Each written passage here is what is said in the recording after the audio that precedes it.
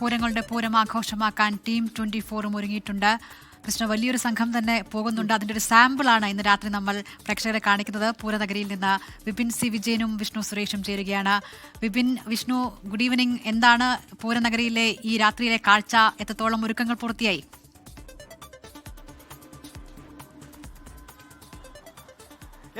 എല്ലാ ഒരുക്കങ്ങളും തൃശ്ശൂർ പൂരത്തിനായി ഒരുങ്ങിക്കഴിഞ്ഞിരിക്കുന്നു. ഇനി അങ്ങോട്ടേക്ക് ഒരു 36 മണിക്കൂർ അത് ആവേശത്തിന്റെ വലിയ ഒരു ആഘോഷത്തിലേക്ക് പോവുകയാണ്. ഒരു പക്ഷേ നമ്മൾ ഏറ്റവും കൂടുതൽ ഈ വർഷം പ്രതീക്ഷിച്ചിരുന്നത് ഒരു തൃശ്ശൂർ പൂരം അത് ഏറ്റവും കെങ്കേമമാക്കാം എന്നുള്ളതായിരുന്നു. അപ്പോഴായിരുന്നു അപ്രതീക്ഷിതമായിട്ടുള്ള മുണ്ടത്തിക്കോട് ദുരന്തമുണ്ടായത്.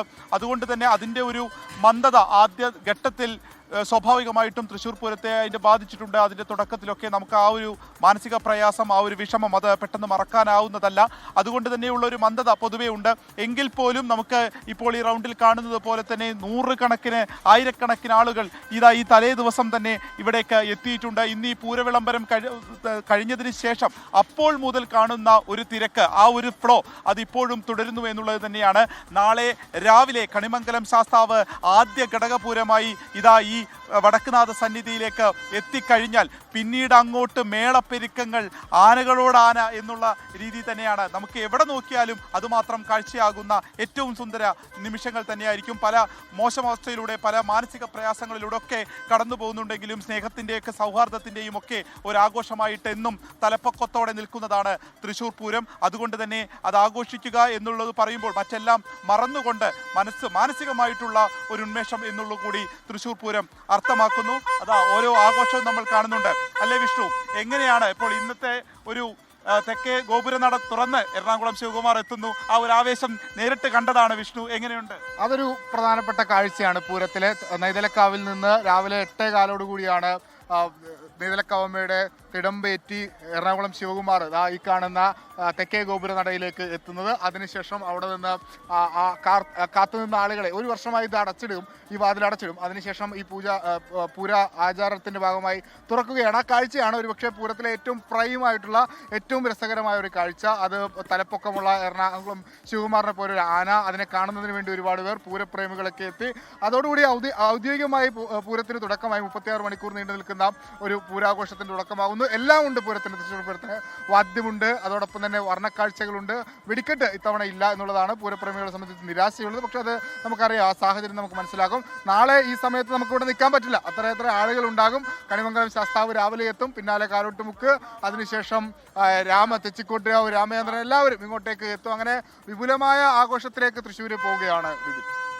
അതെ, തീർച്ചയായിട്ടും തെച്ചിക്കോട്ടുകാവ് രാമേന്ദ്രൻ തന്നെയാണ് നാളെ ആനയിലെ ഒരു ഛത്രപതി, അല്ലെങ്കിൽ ആനകളിലെ ഒരു രാജാവ് എന്ന് പറയുന്നത് തെച്ചിക്കോട്ടുകാവ് രാമേന്ദ്രൻ തന്നെയാണ്. അപ്പോൾ ചെമ്പുകാവ് ഭഗവതിയുടെ തിടമ്പേറ്റിക്കൊണ്ട് രാമൻ നാളെ അതിരാവിലെ തന്നെ അവിടെ നിന്ന് എത്തും. ആ ഒരു ആഘോഷമുണ്ട്. എങ്ങനെയുണ്ട് പൂരത്തിന്റെ ഒരു ആഘോഷമൊക്കെ? പൂരത്തിൽ ഞങ്ങൾക്ക് അഗാധമായി ദുഃഖമുണ്ട്.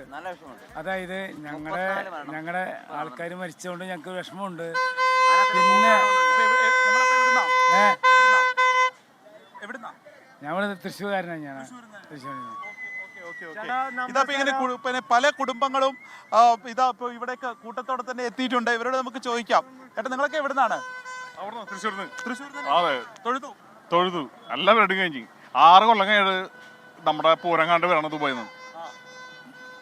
പൂരത്തിന്റെ ഒരു സമയം നോക്കിയിട്ട് തന്നെ ഗൾഫിൽ നിന്ന് വന്നാണോ? അതെ, വന്നാണ്. അതിപ്പോ എന്താ ഈ വെടിക്കെട്ടും ഇങ്ങനെ എല്ലാ പ്രശ്നങ്ങളും ഇങ്ങനെ ഇപ്പൊ എന്ത് ചെയ്യാൻ പറ്റും? ഈ ഉള്ള പൂരങ്ങൾ കണ്ടു പോവാ. ഓപ്ഷൻ നമ്മളെ സപ്പോർട്ടാണ് ഉള്ളത്. മനസ്സിൽ തൃപ്തിയോടെ കാണുക, എന്നിട്ട് പോവാ, തിരിച്ചു പോവാ. അത്ര തന്നെ സന്തോഷം, എല്ലാം കൊണ്ട് സന്തോഷം. ഭയങ്കര സംഭവം. ഞാൻ അവിടെ കയറുന്ന ദിവസമാണ് ഈ പ്രശ്നങ്ങളൊക്കെ ഉണ്ടായത്. മനസ്സുകൊണ്ടും ശരീരം കൊണ്ടും ഒക്കെ വിഷമിച്ചു എല്ലാം സംഭവം ഉണ്ടായി. ഇനിയിപ്പോൾ ഉള്ള പൂരം കാണാൻ പോവാ. എല്ലാത്തിനും സപ്പോർട്ടാണ്, എല്ലാ ദേവസ്വത്തിനും കൂടി എല്ലാത്തിനും സപ്പോർട്ടാണ്. ബാക്കിയുള്ള നമുക്ക് നോക്കാം. ഉണ്ണി ഈ തൃശ്ശൂർ സ്വദേശിയായിട്ടുള്ള ഉണ്ണിയുടെ വാക്കുകളിലുണ്ട് ഓരോ തൃശ്ശൂരിലെ പൂരപ്രേമിയുടെ, തൃശ്ശൂരിന്റെ മാത്രമല്ല പൊതുവെയുള്ള എല്ലാ പൂരപ്രേമികളുടെയും ആ ഒരു വിഷമം. കാരണം ഒട്ടും പ്രതീക്ഷിക്കാത്ത ഒരു വലിയ വിഷമം ഉണ്ടാവുന്നു. അതിൽ നിന്ന് കരകയറും. അപ്പോൾ ഇനി ഉള്ള പൂരം കാണുക, അത് സന്തോഷത്തോടെ അത് കൊണ്ടാടുക എന്നുള്ളതാണ് ആചാരപൂർവ്വമായിട്ടുള്ള എല്ലാ ആഘോഷങ്ങളും. അതായത് ഇലഞ്ഞിത്തറ മേളമായാലും അല്ലെങ്കിൽ മടത്തിൽ വരവായാലും എല്ലാം തന്നെ അതിൻ്റെ മാറ്റു കുറയാതെ നാളെ നടക്കും എന്നുള്ളതും പ്രത്യേകതയാണ്. 15 മിനിറ്റ് മാത്രമായിരിക്കും നാളത്തെ ഈ ഒരു കുടമാറ്റ ചടങ്ങുകൾ ഉണ്ടാവുക എന്നുള്ളതാണ്. പക്ഷേ ആളുകളുടെ ഒരു ഒഴുക്ക് നമ്മൾ കഴിഞ്ഞ പ്രാവശ്യമൊക്കെ കാണുന്ന പോലെ തന്നെ ആ തലേ ദിവസമുള്ള അത്രയും ഒഴുക്ക് അത് ഇപ്പോഴും ഈ പൂരനഗരിയിൽ നിന്ന് കാണാൻ സാധിക്കുന്നുണ്ട്. ദിൽന ക്രിസ്റ്റീന.